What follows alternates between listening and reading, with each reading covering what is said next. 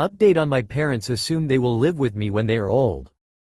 My 29F husband, 28 meters, and I are house hunting as we are expecting our third baby in November and are hoping to move out of our trailer park by the end of the summer. We were interested in a house that was essentially my dream home. Victorian, built in 1900, but completely refurbished on the inside but with all original wood floors and detailing. Gorgeous. A house like this would easily be $200,000 last year or the year before. But the housing market is dropping and we found it for approximately $140,000. We live in the Midwest. It has 4 to 5 bedrooms and 2 full bathrooms. My parents, the other day, asked where they would stay when we come to live with you. This was never a discussion. They just always assumed they would live with me when they are older. I always said, no. Well, we messaged the finance person about what the monthly payments would really be. On the app, it estimated $950 plus a month. We figured we could swing that, but needed to know for sure before putting an offer in. She came back with over $1,000. Not doable for us. We are going through a program and have a grant, so we aren't rich. Lower middle class at best. Thankfully, we have another house we had in mind. A craftsman style, built in 1920, with built-ins, wood floors, and a nice-sized fenced-in backyard. The basement even has a slightly finished room,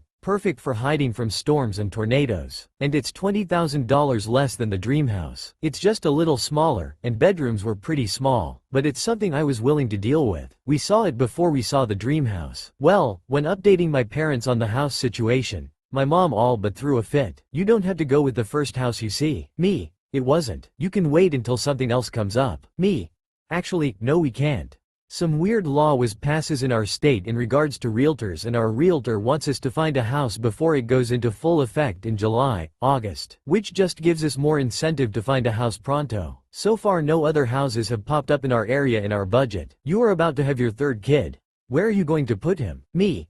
Bunk beds are a thing. Are you going to sleep in the basement if you have more? Me. We'll cross that bridge when we get to it. It's so tiny. Me. It's bigger than what pictures show. But yes, compared to the dream house, it's definitely smaller than that. But it's also more realistic. I knew what she was really worried about. Where will we stay?